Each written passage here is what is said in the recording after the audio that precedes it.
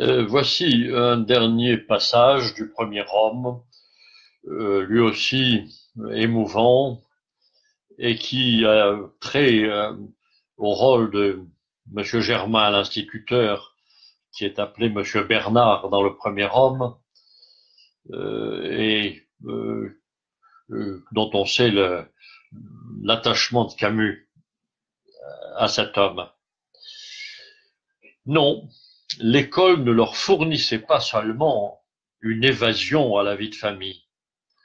Dans la classe de Monsieur Bernard, du moins, elle nourrissait en eux une faim plus essentielle encore à l'enfant qu'à l'homme, et qui est la faim de la découverte.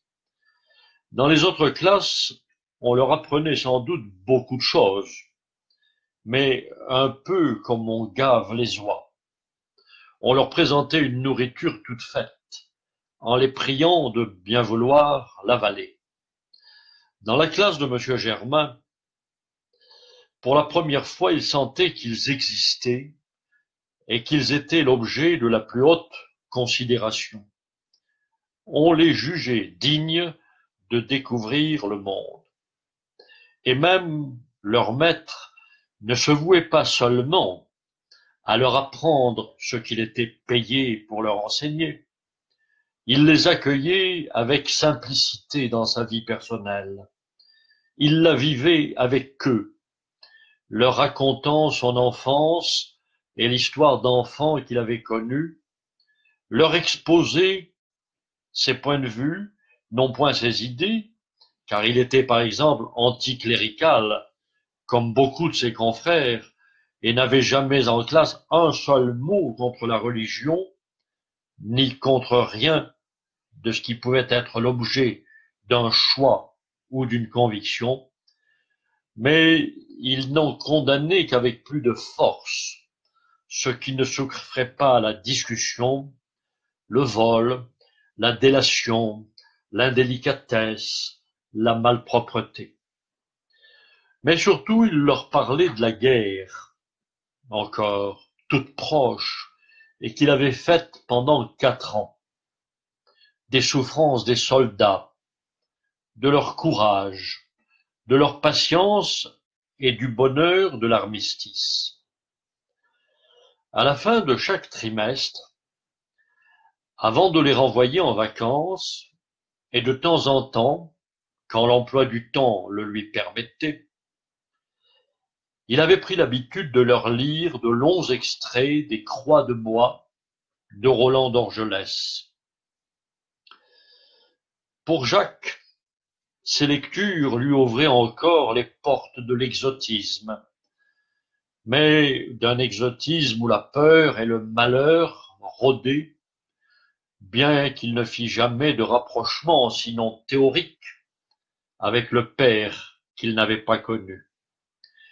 Il écoutait seulement, avec tout son cœur, une histoire que son maître lisait avec tout son cœur, et qui lui parlait à nouveau de la neige et de son cher hiver, mais aussi d'hommes singuliers, vêtus de lourdes étoffes raidies par la boue, qui parlaient un étrange langage et vivaient dans des trous sous un plafond d'obus, de fusées et de balles. Lui et Pierre attendaient chaque lecture avec une impatience chaque fois plus grande. Cette guerre dont tout le monde parlait encore. Et Jacques écoutait silencieusement, mais de toutes ses oreilles, Daniel, quand il racontait à sa manière la bataille de la Marne qu'il avait faite et dont il ne savait encore comment il était revenu quand eux, les Zouaves, disait-il, on les avait fait mettre en tirailleurs et puis à la charge. On descendait dans un ravin à la charge et il n'y avait personne devant eux et ils marchaient. Et tout d'un coup, les mitrailleurs, quand ils étaient à mi-pente, tombaient les uns sur les autres, et le fond du ravin plein de sang, et ceux qui criaient maman, c'était terrible, que les survivants ne pouvaient oublier, et dont l'ombre planait sur tout ce qui se décidait autour d'eux, et sur tous les projets qu'on faisait pour une histoire fascinante et plus extraordinaire que les contes de fées. Monsieur Bernard s'était avisé de changer de programme, mais il continuait les scènes amusantes, alternées avec des descriptions terribles, et peu à peu les enfants africains faisaient la connaissance de Y, Z, X, qui faisaient partie de la société, dont ils parlaient entre eux comme de vieux amis, si présents et si vivants que Jacques, du moins, n'imaginait pas une seconde que bien qu'ils vécussent dans la guerre, ils pussent risquer d'en être victimes. Et le jour, à la fin de l'année, où parvenu à la fin du livre, Monsieur Bernard lut d'une voix plus sourde la mort de D. Lorsqu'il referma le livre en silence, confronté avec son émotion et ses souvenirs, pour lever ensuite les yeux sur sa classe, plongé dans la stupeur et le silence, il vit Jacques, au premier rang, qui le regardait fixement, le visage couvert de larmes, secoué de sanglots interminables, qui semblaient ne devoir jamais s'arrêter.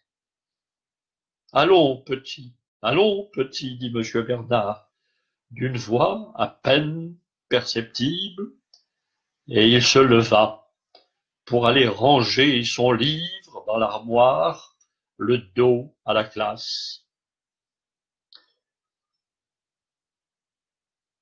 Attends, petit, dit Monsieur Bernard.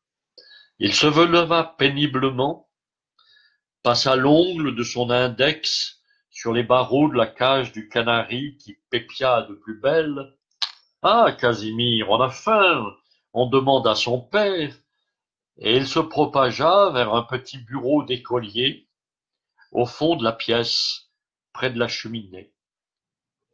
Il fourragea dans un tiroir, le referma, en ouvrit un autre, en tira un livre couvert de papier brun d'épicerie et sans inscription sur la couverture. Avant même de l'ouvrir, il succétait les croix de bois, l'exemplaire même sur lequel M. Bernard faisait ses lectures en classe.